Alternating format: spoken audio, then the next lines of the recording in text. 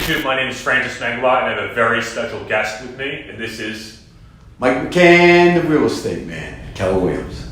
So, to tell you a little bit about how I met Mike, I'm very excited to introduce Mike as my new business partner with Unlock Power by McCann, based out of Keller Williams main line. But the background of how I met Mike McCann goes back to 2015, about 7 years ago. I just passed my real estate class, and one of my mentors, who's a retired general contractor in the burbs, says, "Son, you better call the number one agent in your market and you're gonna go work for him. You're gonna do whatever it takes to work for him." So I go on Zillow and I look up Mike McCann, the real estate man, who has all these reviews. He's done all the sales. He's been the number one agent there for 28 years. And I get his voicemail and I leave a voicemail. Mike, of course, did not pick up because it's some random number out of Delaware. And Mike was nice enough to send me over to his manager at Berkshire Hathaway Fox and Roach, who pitches me to become a solo agent at that market. And anyways, I get started on a top team at Keller Williams. Wait, so you called, so your buddy said, call the number one agent, you're going to go work for him. So you had the heart to make that phone call. Yep. Which is a big step. Yeah, it's kind of scary. I'm a new young person. I'm going to call the number one person. So I get a voicemail. I send it to the manager of the office because I'm not hired. A lot of people want to come on my team, but I return every phone call every day. And I said, here's an agent, bring him on maybe. But my team was full. But if I had known it was you, Francois, I call you Francois. I always have a nickname for everybody. I would have taken you in a second.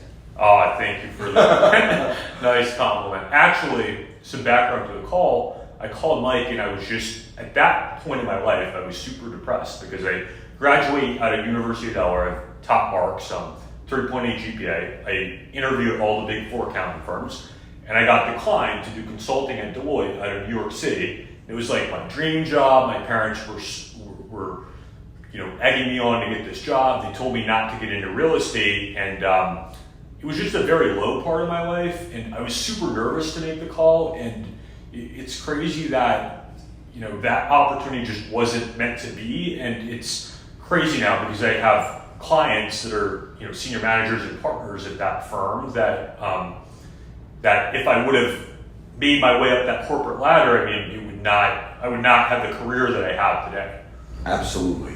You're an independent entrepreneur responsible for your own life. Yep. So what I would say is getting into the real estate business, I got started on a team, which I really recommend that every new agent get on a team. I build my book of business, and then 2 years later after being on a team, I just happened to start my own team. And then we built that team, advanced Philly to around 85 million in sales each of the last 3 years. Unbelievable.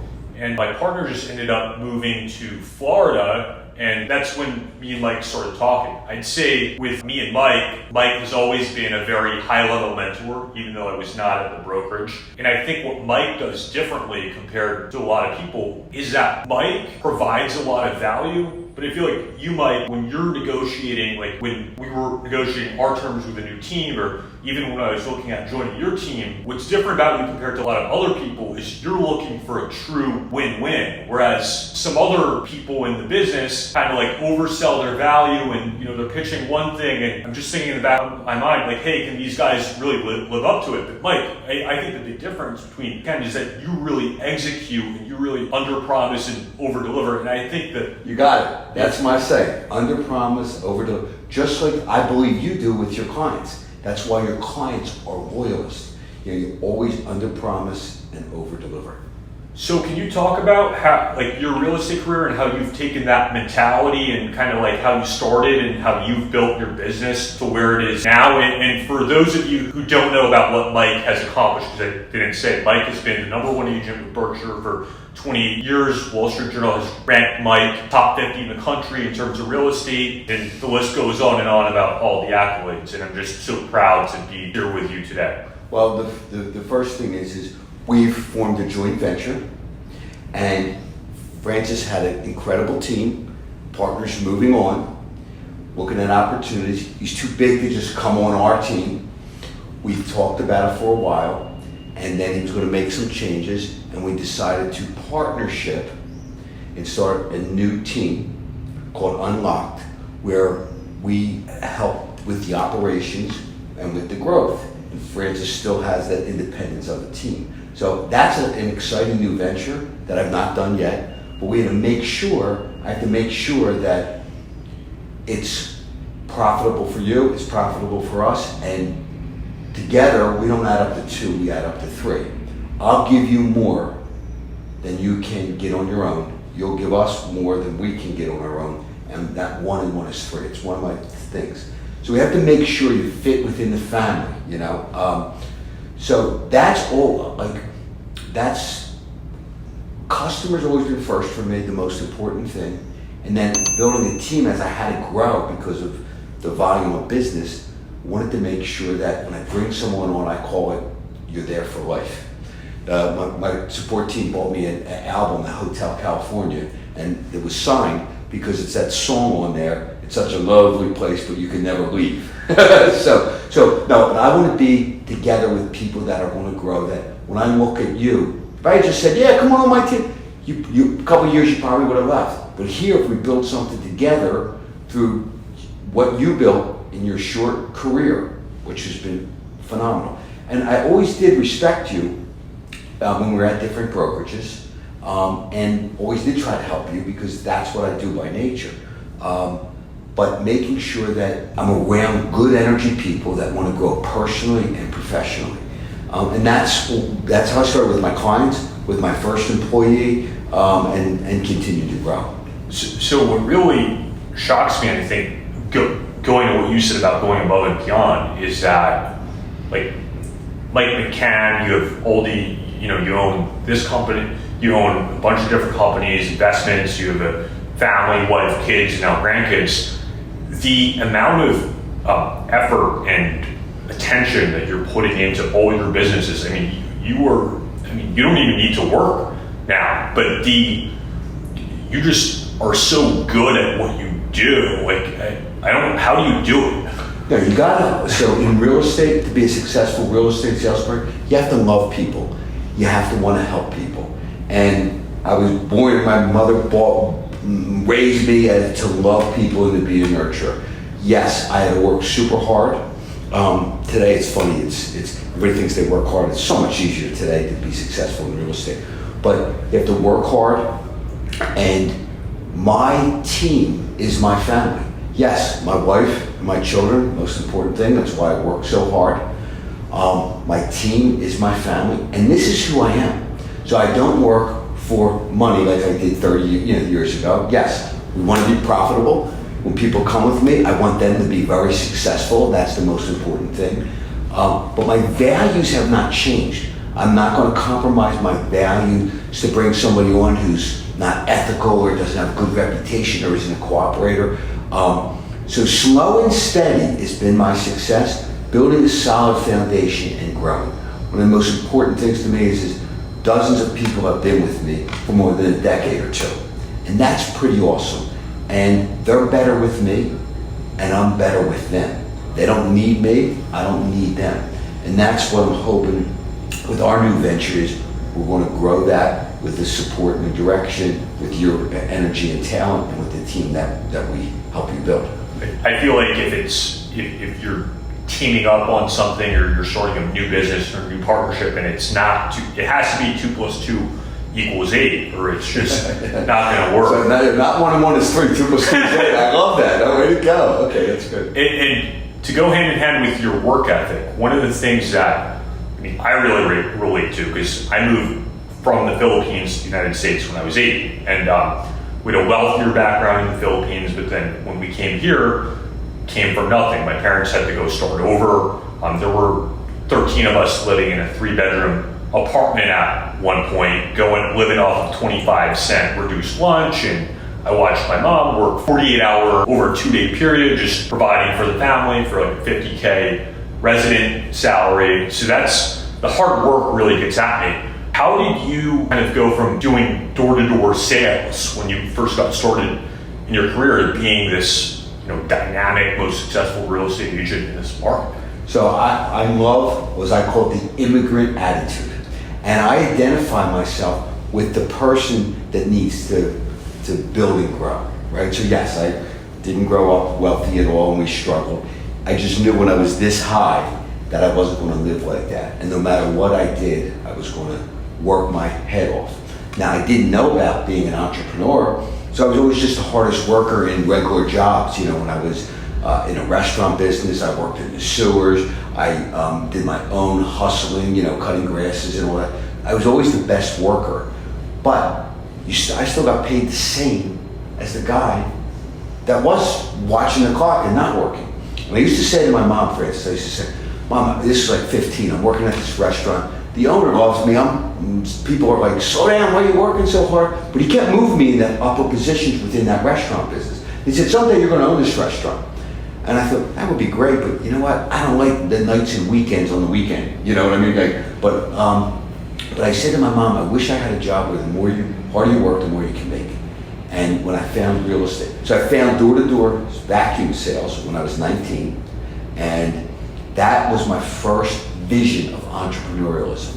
And that gentleman, James B. Marion III, said, the harder you work, the more you can make. So if you make $150 for each vacuum you sell, if you want to make $1,000, you sell X. If you want to make $500, you sell X. You know, you do your appointments. So he taught me and gave me the vision where the harder you work, the more you can make. Selling vacuums wasn't going to be my career. Did it for 3.5 years. Very successful. Same thing. Worked hard. Loved people.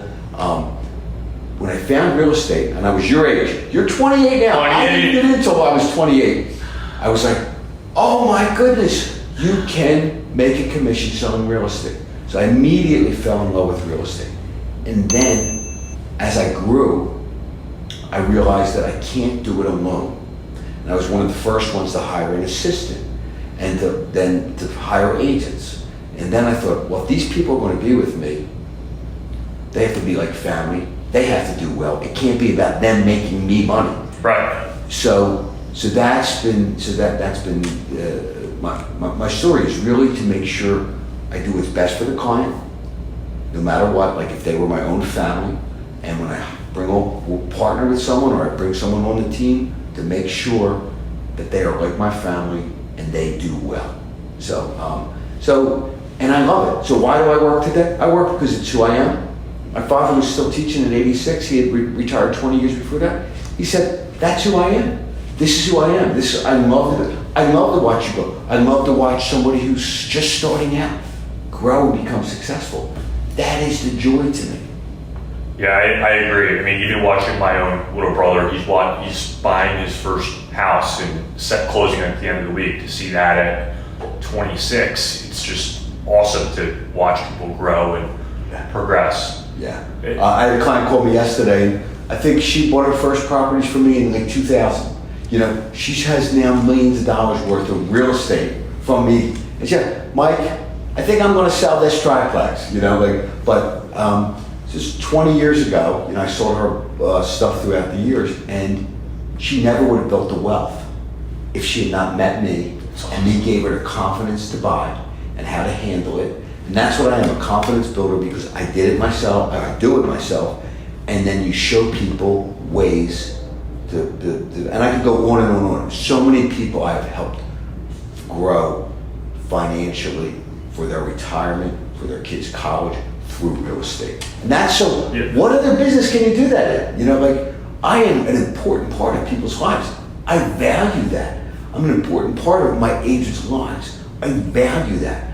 And so I'm grateful every day when I can help people grow. So speaking of investing, talk about buying properties. What was your investment philosophy when you first started? What was your first investment, and how did you grow that over time? It's funny, and I don't mean to be long, but you're asking me. Got a phone call. Guy wants to buy a 30,000. This is 1989, well before you were born. What year were you born? 93. Unbelievable. So I meet him at in South Philadelphia, and he's kind of rough looking, jean, undershirt on. He wants to buy a property, and in my mind, I'm like, okay, this guy afford it? Does he just want to sleep in there? You know, like, that's what my mom. So that's, again, you never judge, but I did. And I got talking to him. He ends up buying this $30,000 property. And I said, okay. And he said, Mike, he said, I really appreciate how nice you worked to me and how hard you worked to give me this deal. I'd like you to come on my boat in the Chesapeake. So on a Saturday, I went down on his boat. I get to the Chesapeake. The boat is the size of a city block long. The guy owns a yacht. So it's a yacht. It's a yacht. The guy lives in a house in South Philly. He's 44 years old. He said, Mike, I started to buy real estate when I was 19. I bought 1 or 2 houses a year. I got 10-year mortgages. I got them paid off. He said, I retired from my plumbing job 2 years ago. And he just manages real estate. And one of his hobbies was a yacht. He didn't have a big fancy house. He had a nice house in South Philly. But that was one of his. I went home to my wife and I said, Hun, we're going to buy 1 or 2 homes a year. So when I'm 50, I own 50 homes and they're paid off. And so from that, I started to buy little houses in South Philadelphia, Queen Village. And I didn't care if they made money as long as they covered themselves, made a little bit of money to pay for any repairs. And then as I was doing that, I taught other people how to do that. And I still own a lot of those homes today, and they're worth 1,000% more than what I paid for them. So for the first 5 or 10 years, I didn't make much money off of them, but the appreciation and the value. So I bought single houses, duplexes, triplex, 4 or 5 unit buildings throughout Center City and downtown Philadelphia. But that was my goal, done 50 properties by the time I was 50. So to kind of piggyback off that, one strategy that I've done is first started house hacking, getting like 1 door a year, bought my first house, my first year in the business in 2016. So house hacking means you live in and you rent out. And you put 3% down. And you put 3% down, okay. And how that's evolved is I started doing the Burr method by buying a shell for $400,000, putting $200,000 into it, and then refinancing that whole $650 out. But there's $250K worth of equity in it. But to go hand in hand with your point is like, I don't care if they break even because the tax benefits of depreciating the property and the appreciation works out for me. So that's how I've been able to build a small portfolio for myself. I'm only 15 units, but just doing more every year. You're 28 years old, you're 15 units. That's 14 more than 90% of Americans.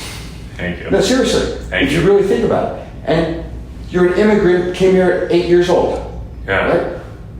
America's beautiful. No, but it is, that is unbelievable. So my advice to you is to get those paid off when you can. I know a lot of people are like, oh, I like debt.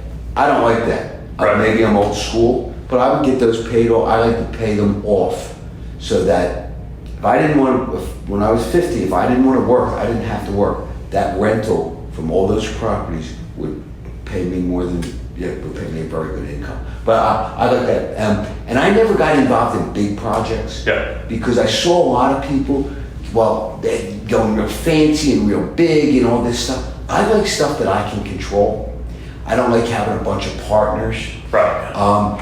And I call it slow and steady, so it might not be gone. I remember my buddy who had the yacht said, I don't need all that fancy stuff on Pine Street and spending $1 million. He said, I like all my little single houses because I put those people in there, they stay there longer, I barely have any problems, and it's easy for me. And so I don't like I don't like big partnerships with a bunch of people doing a bunch of stuff. I had 1 or 2 partnerships. I've had 3 partnerships, 2 weren't good and 1 was great. So I like to do stuff myself and I like to do stuff within my control. So if I build a big development of 18 units, I'm not going to do that. I have a real estate career, a real estate team. I can't focus the attention. Right. But I can buy a house, clean it all up, get it rented out, no problem. That's like a system. So that's my mindset. It's a little bit different. That's why I love the single family asset too, because as real estate agents brokering the single family all the time, we know what they're worth, we know the construction, and one of my good friends, his father owns a couple thousand units in North New Jersey, apartments. His dad always told him, he said, son, you don't have to go and hit the big home runs and be chasing these deals. If you hit singles all the time, you're still getting around the bases. Exactly. And that's going to lead to the home. Exactly. Right. Everything I bought was market value, maybe somewhat of a good deal, but I didn't buy just foreclosures or just all these deals. Like I bought a property, I knew the value, cleaned it up. When it was done being cleaned up, it was worth more than I had into it. Rented it out, made a couple $100 a month, got it on a 10 or 15-year mortgage payout, so we paid off that fast.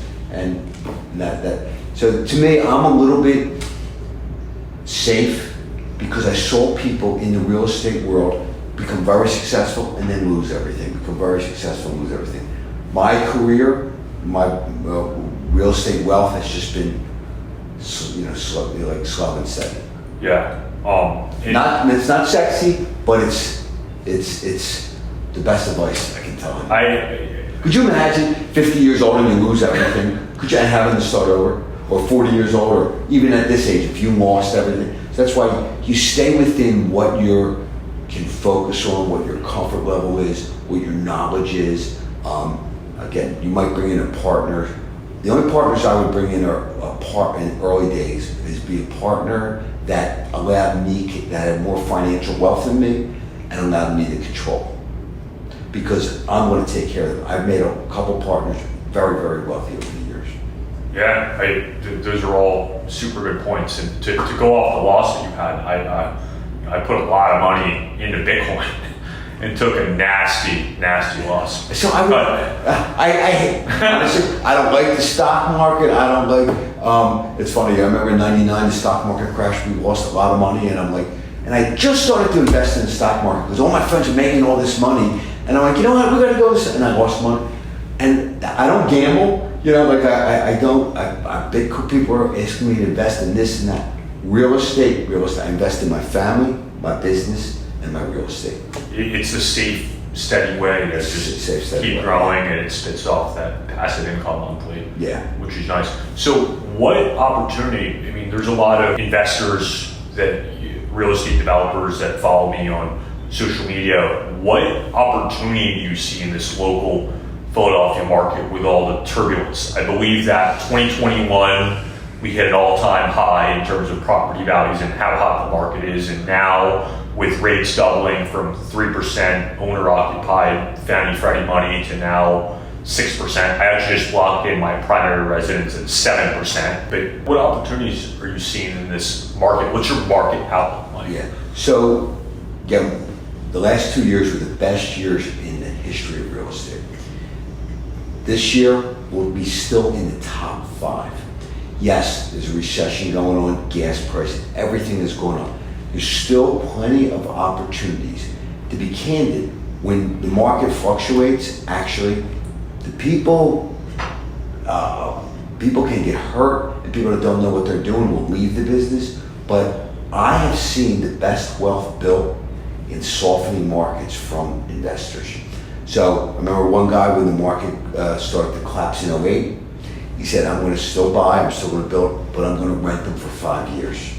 So he kept his crew going, he kept his stuff, and he rented them for 5 years, which was perfect because that's how long that downturn was. And then for the last 9 years, it's been slowly going up. The millennials are still moving into Philadelphia. There's still a housing shortage in Philadelphia. The luxury condo market is very soft right now. So it depends what market you're in. The best advice I can tell you is to make sure your acquisition cost, your building cost, and your resale costs are in line. A lot of my builders say to me, Mike, I love you, you're the best, but I wish you would sell me more stuff. And I say, if there were more stuff to sell you where you would make profit, I would. But unless it's going to make a profit, I'm not selling it to you. If I sold you a big project and then you lost your shirt, Right. That is hard. I would never live with myself. So you just have to know, you just have to be realistic, and the prices are probably flatlined. I don't see a major downturn in prices. And even if you're flipping and building, you should buy stuff and hold. I still love, because the cost to buy, the cost to sell, the cost to carry, the cost to build, then the capital gains. It's hard to make a big profit. I like buying, holding, selling it in 5 or 8 or 10 years if you choose to sell. So a combination of both is what I would do. So in 2008, a lot of us millennials were not in the market in 2008, which is the Great Recession. How did the Philadelphia market react during that time, and how far did prices plunge downwards, let's say 07 to 09? So again, condos, luxury condos got hurt more. Back in 08, they stopped financing on even $300,000 condos, unless the building was 70% owner occupied. So I remember we just finished one in University City. It was like 17 units. None were occupied. We could own cash buyers are the only people you could get. Yeah. Could you imagine? So we had planned on doing 90% financing, and that was dropped. So in 08, in Philadelphia, the prices for houses went down 10 to 30%, and for condos probably 10 to 40%, depending on the price, but dramatically. On average, I'd probably say about 15%. Other parts of the country, Florida, California, went down so much more.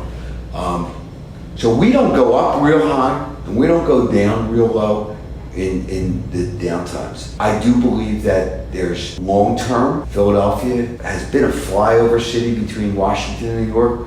People will be landing here more. We're already seeing that with all this remote working. I do believe the historical area in downtown Philly is a great place to live. I do believe in Philly over time.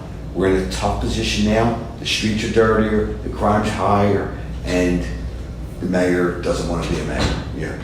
If that changed, Wendell changed Philadelphia from high crime to dirty streets to minimum restaurants to a whole. In the 90s, suburban agents would say to me, "Oh, you sell in Center City?" But by the early 2000s, "Oh, you sell in Center City? We want to move in." Like it changed because Wendell created a lifestyle. So that's between COVID and the protest, and so the closing of business. It's just that. So we're struggling. Millennials are still coming in, so that's great. And a lot of the empty nesters are just sitting. So there's softening in the luxury market, no question about it. But over time, it will continue. We are meds and eds. Our meds are doing great. Our education, I mean, we're like the 3rd biggest college town in America. So our meds and eds are doing great. So there's a lot of great fundamentals in Philadelphia, and it is a great place to live. So it will grow over time. You're just going to have, if it sold for 500 last year, I'd put it up for 500 this year. You know, where before it was 500 6 months ago, we made it 550, then we made it 6. Whose prices have gone up, I don't know, 30% in the last 2-3 years.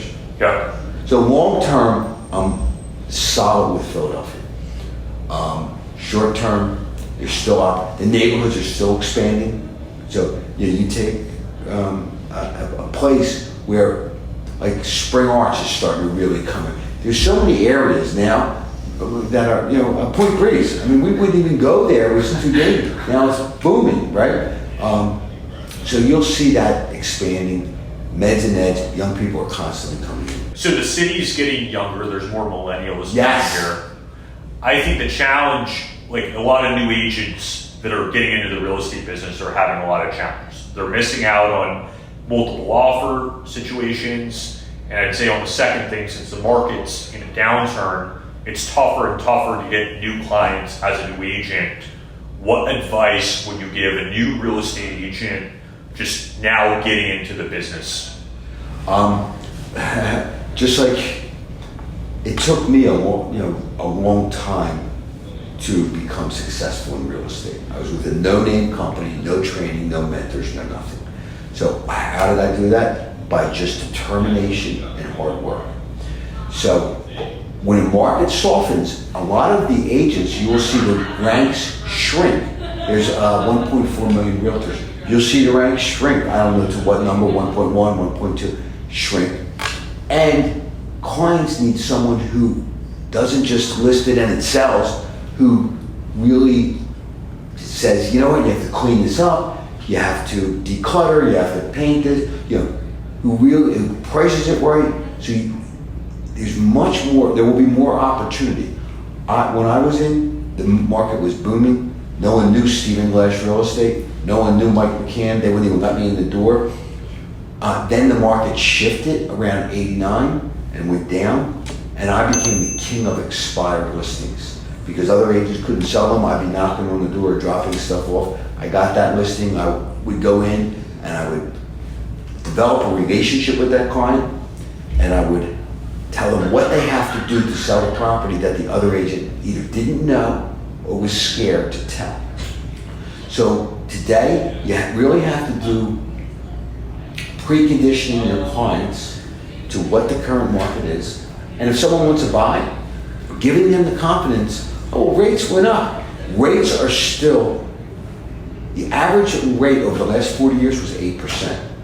So you're bummed you got 7%. Because 6 months ago you could have got 2.5%, Yep. 3%. That's double. It's still less than the average over the last 40 years. Still a great time. Do you think rates will go down? Probably not. No. Do you think housing prices will go down? No. Probably not. So if you wait a year, you will lose ground. Rents are clearly going up. There's such a demand. So if I'm a brand new agent, I would get with a coaching program, get with a team, get with a mentor, and I would sit open houses, I would take rental leads, and I would be around people that I can learn from. That's the key. I had no one in my company to teach me because I was with a management company. I didn't know it. So I got my education from taking classes at Temple, from going to conventions and meeting people. You didn't have the internet back then, so I couldn't look at it on YouTube or anywhere else. And I read books. So become the most educated, work the hardest, and develop relationships. And Francis, anybody that does that, anybody, because if I can do it, you can do it. So I always tell people, if I can do it, you can do it. If you do that, that first year it's just hard. Don't get me wrong. I worked at a restaurant my first year and a half. I was working 35 hours a week at a hotel from 5:30 in the morning till 11, and then I would do real estate from 11 till 9, and then nights and weekends, on the weekend nights I would do a banquet as a banquet waiter to subsidize until I could do real estate. I did that for about a year and a half. I was working 80 to 90 hours a week to get that. But if you can do that, there's nothing greater than being an entrepreneur. You can plan your own schedule, you can build your own wealth, you can help other people, and I'm jumping around, but the one last thing I do want to say is if you become an entrepreneur in real estate, no one can control how much money I make. No one can control my success. No one can control my schedule. Yes, I work a lot because I love my clients. It's not work to me. Sitting here with you is great. I love seeing young people grow. I love seeing immigrants grow. I love helping the person starting out with nothing and growing them. But you have to have that tenacity. You have to have that work ethic. You have to have that loving of people. If you don't like people, real estate's not for you. Like, I can identify with the plumber and love everything about that. I can identify with the CEO and love everything about that. If somebody's a jerk, then I don't love them. I'm not fake. I am authentic. That's one thing. I don't compromise my values. I'll never do anything dishonest or illegal or even marginal. That's unacceptable. I don't need that in my life. So real estate's the best. It's just tough the first year or two. And if you're not around the right people, you'll never do it. You are who you're around. Where I grew up, I love my friends. I'm still friends with some of them today. But if I had stayed there and been around my friends, I wouldn't have done what I've done today. I wanted bigger things in my life. And I'm not better than them. I love those guys. We're still great friends, and I'm no different with them than I was. I don't think I'm better than them. But in my mind, we were so poor, I didn't want to live my life like that. I wanted to do more things. So you set that goal, you be around the right people, and you commit the resources. No, I'll outwork anybody because I want to have fun and win and succeed. And I enjoy succeeding with you. I enjoy succeeding on my own. I enjoy succeeding with my family. And I want to have fun. You gotta have fun. and it's a fun business. I mean, I graduated college, and at University of Delaware, you look up to the most successful kids that got the best grades, and they were in their 30s, and your dream when you get into your 30s is to get a six-figure job. And this is great. My goal was to be able to earn six figures in real estate by the time that I was 30, because I looked at my mom, who went through decades of education as a doctor, to, make $200,000 a year in her 40s as a doctor. So, like, just putting your head down and getting to work, and ignoring all the bad things that other people are doing when they first get started. It's crazy. I was able to hit my first six figures my first year in the business, and I was just... That's insane. That's unprecedented, right? And I always tell people that I made $17,000 my first year. I think I made $35,000 my second year, and then it started to go up. But today, yes, and that's all. It's funny. I've had other people say their kids want to leave their college job. You know what I mean? And so one is making good money as a banker for 10 years and wants to leave that job because he's not happy. He's stuck in that 8 to 6 or whatever it is as responsible. He has no freedom and he's miserable, and he's making $200,000 a year, and he left to be a real estate agent. And I said, you have to. You're not going to make that kind of money. It's going to take you a year or two. It's going to take you 2 or 3 years to make that kind of money. But over time, you look back, you can make much more than that. It's about making money, but it's about loving what you do. And but most people think being a real estate agent from whatever career they took in college is below that. But if you love people and you want to build a business, it's the best. Boy, and I think too, it's the value that you're able to provide to people, to your clients. So you might, for selling this, $2 million home on Delancey, it's not the commission that you're making from that sale. It's about the 30 years of effort that you built relationships with buyers and other co-op agents that are leading to the immediate success of selling that $2 million house in one day, and all the connections that you have within Philadelphia that are getting to that end result that just happens now. Yeah. Listen. Yes, I want to get paid. It doesn't matter to me whether it's a $2 million or it's a $200,000 property. And a lot of times, my first-time buyers or first-time sellers need me much, but my $300,000-400,000 need me much more than my $2 million clients. And it doesn't matter to me, and I work with them. But real estate is very intimate. I mean, when I tell them, we're going to be married for the next 3 to 6 months, and they're going to tell me everything about their life, and I'm going to help them with not just real estate, and I become a very important person in their life, and I love that value. So you do have to be an emotionally connected person. Like commercial real estate, that's more business. Just investment real estate, that's more business. And that's okay, it depends what type of person you are. But if you're just an all business person, residential real estate, to sell it, to make a living selling it, it's probably not the best. You have to love people. But I get some of the greatest thank yous, how important I am, whether it's right away or 2 years or 10 years or 20. So I get some of the craziest thank yous from people, how important I am in their life. Or I haven't spoken to them for 20 years, and now they're kids. They want me to sell to their kids, or they want me to sell for their kids. So yes, it's a personal, it's a lifestyle that can build you great wealth and allow you freedom. With the internet and the iPhone, you can be anywhere now. No one knows where I am. I'm going to be away next week in Austin, and no one's going to know that, because I can do my business from there. So it's even so much better than my first 10 or 15 years. I used to have to be home for all my settlements, now I don't. Yeah. So, I appreciate you getting on this YouTube. Just tremendous value from this. And, well, thanks. I hope I didn't bore you guys to death. But, so, Francis, what year is this? This is 2020? 2022. 2022. You're 28 years old.